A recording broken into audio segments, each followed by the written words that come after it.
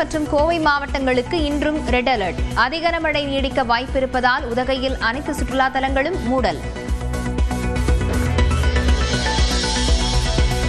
நீலகிரி மாவட்டம் அவலாஞ்சியில் 35 சென்டிமீட்டருக்கு கொட்டி தீர்த்த கனமழை. கோவை மாவட்டம் சின்னக்கல்லாறில் 21 சென்டிமீட்டர் மழை பதிவு.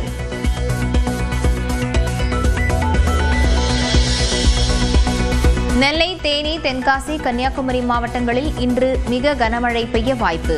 திருப்பூர், திண்டுக்கல் மாவட்டங்களில் இன்று கனமழை பெய்யக்கூடும் என வானிலை ஆய்வு மையம் கணிப்பு. தொடர் மழையால் குற்றால அருவிகளில் கடும் வெள்ளப்பெருக்கு. சுற்றுலாப் பயணிகளின் பாதுகாப்பு கருதி குளிக்க தடை.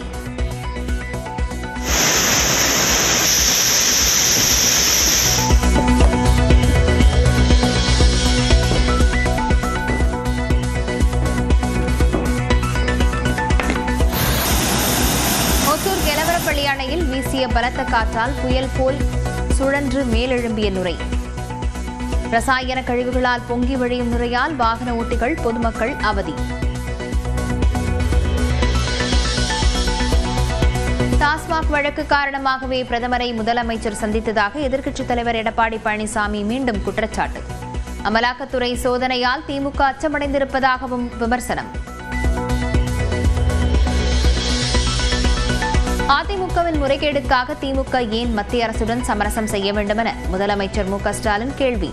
எந்த மிரட்டலுக்கும் அடிபணிய மாட்டோம் என எடப்பாடி பழனிசாமிக்கு பதில்.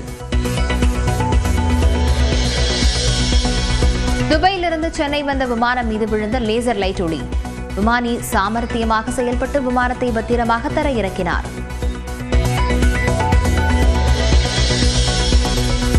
யுபிஎஸ்சி தேர்வில் சுயமரியாதை இயக்கம் தொடர்பாக கேள்வி. பெரியாரை சாதி பெயருடன் குறிப்பிட்டதால் சர்ச்சை.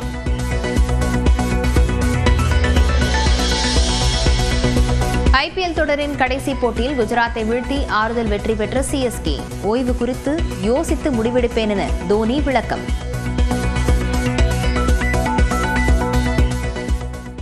ஒசூர் கெலவரப்பள்ளி அணையில் வீசிய பலத்த காற்றால் புயல் போல் சுழன்று மேலெழும்பிய நுரையால் வாகன ஓட்டிகள், பொதுமக்கள் அவதியடைந்தனர்.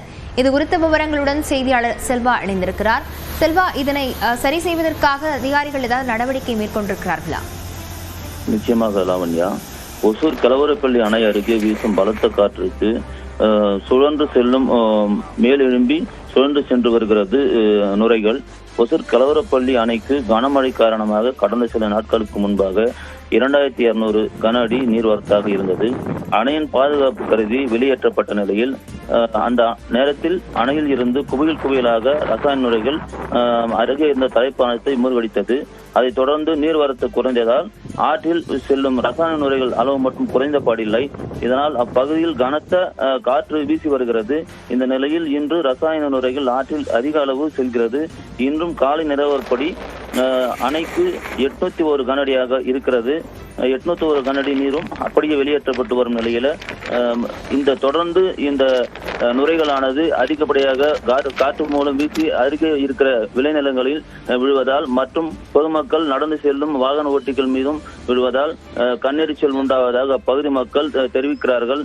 ஆகவே சம்பந்தப்பட்ட அதிகாரிகள் துரித நடவடிக்கை எடுத்து இதை சரி செய்ய வேண்டும் என தொடர்ந்து கோரிக்கை எழுந்து வருகிறது. இதன் தொடர்பாக மாவட்ட ஆட்சியரும் வந்து பார்வையிட்டு சென்ற நிலையில இந்த நாள் வரை எந்த ஒரு நடவடிக்கையும் எடுக்கவில்லை என்று கோரிக்கை விடுத்திருக்கிறார்கள் இப்பகுதி மக்கள். லாவண்யா, விவரங்களுக்கு நன்றி செல்வா. உலகின் 4வது மிகப்பெரிய பொருளாதார நாடாக இந்தியா முன்னேறி உள்ளது என்று நிதி ஆயோக் தலைமை செயல் அதிகாரி சுப்பிரமணியம் தெரிவித்துள்ளார். இதனால் ஏற்பட போகும் பயன்கள் என்ன பார்க்கலாம் இந்த செய்தி தொகுப்பில்.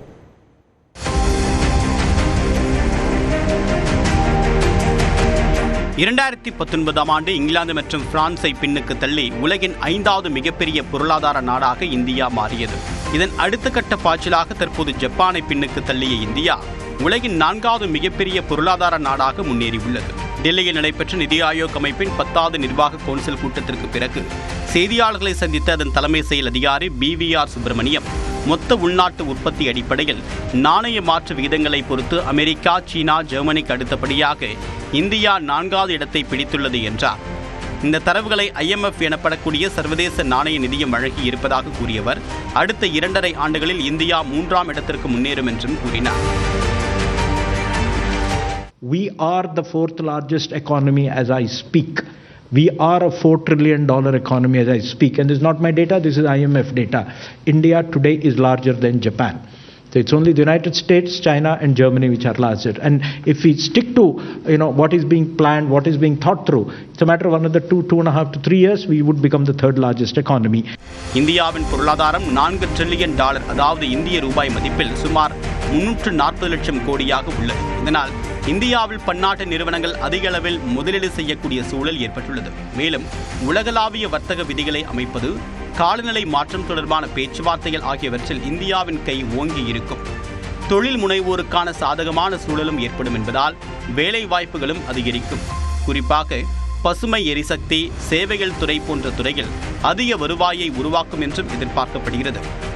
வரி வருவாய் அதிகரிப்பு, செலவழிக்கக்கூடிய திறன் உயர்வு, தொழில்நுட்ப வளர்ச்சி ஆகியவை சாதகமான சூழலாக பார்க்கப்படுகிறது. அடுத்த 2 ஆண்டுகளில் இந்தியா வேகமாக வளரும் பெரிய பொருளாதாரமாக இருக்கும் என்று சர்வதேச நாணய நிதியம் கணித்துள்ளது.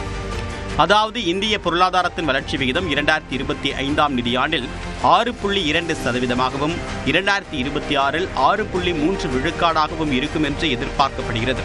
அதே சமயம் நாட்டின் தனிநபர் வருமானம் வளர்ந்த நாடுகளை விட மிக குறைவாகவே உள்ளது என்று நிதி ஆயோக் அமைப்பின் தலைமை செயல் அதிகாரி சுப்பிரமணியம் குறிப்பிட்டுள்ளார்.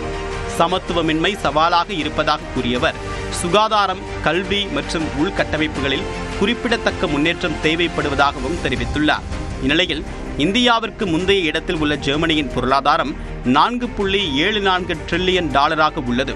அதாவது இந்திய ரூபாய் மதிப்பில் சுமார் 404 லட்சம் கோடியாகும்.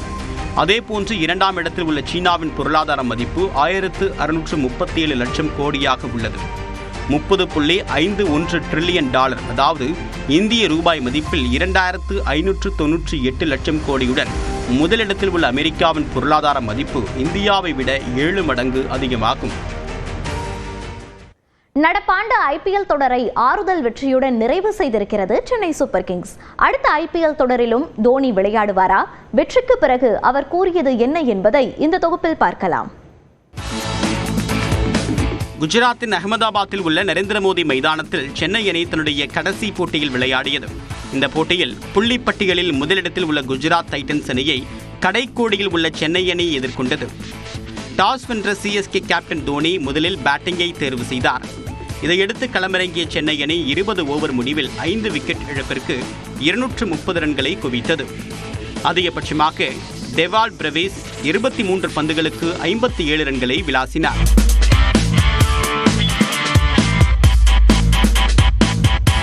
கான்வே 35 பந்துகளுக்கு 52 ரன்களையும், ஆயுஷ் மாத்ரே 17 பந்துகளில் 34 ரன்களையும் குவித்தனர்.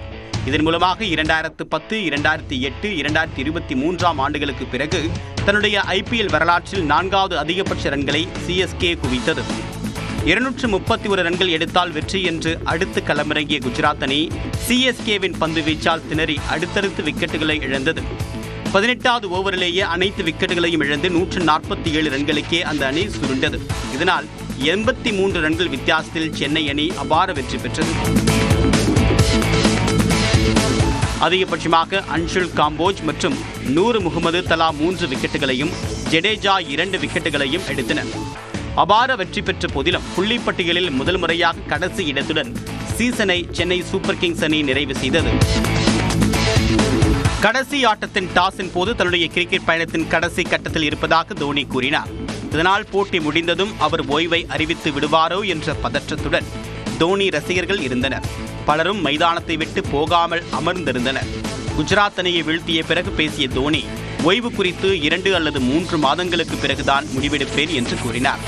தன்னுடைய உடல் ஒத்துழைக்கிறதா, அணிக்கு தன்னால் என்ன பங்களிப்பு அளிக்க முடியும் என்பன உள்ளிட்டவற்றை யோசித்துதான் முடிவெடுப்பேன் என்றும் கூறியுள்ளார். மேலும் களத்தில் செயல்பாடு சரியாக இல்லாமல் இருந்து அதனால் ஓய்வு பெற வேண்டும் என்று கூறினால் ஏராளமானோர் 22 வயதிலேயே ஓய்வு பெற்று விடுவார்கள் என்றார். இப்போதைக்கு சொந்த ஊரான ராஞ்சிக்கு சென்று இஷ்டம் தீர பைக் ரைட் செல்ல வேண்டும் என்றும் தோனி கூறினார். தொடர்ந்து பேசியவர், அடுத்த ஆண்டு கேப்டனாக ருத்ராஜ் கெய்க்வாட் மீண்டும் வந்து விடுவார் என்றார். தன்னுடைய அணி வீரரும் தன் பக்கத்து இருக்கையில் அமர்பவருமான ஆண்ட்ரே தன்னை விட சரியாக 25 வயது இளையவர் என்று கூற கேட்டதும், ராஜஸ்தான் வீரர் 14 வயது சூரியவன்ஷி தன்னிடம் ஆசி பெற வந்ததும் தனக்கு வயதாகிவிட்டதை உணர்த்தியதாகவும் குறிப்பிட்டார். இப்போது ரசிகர்கள் தன் மீது காட்டக்கூடிய அன்பு நெகிழ வைப்பதாகவும் தோனி கூறினார்.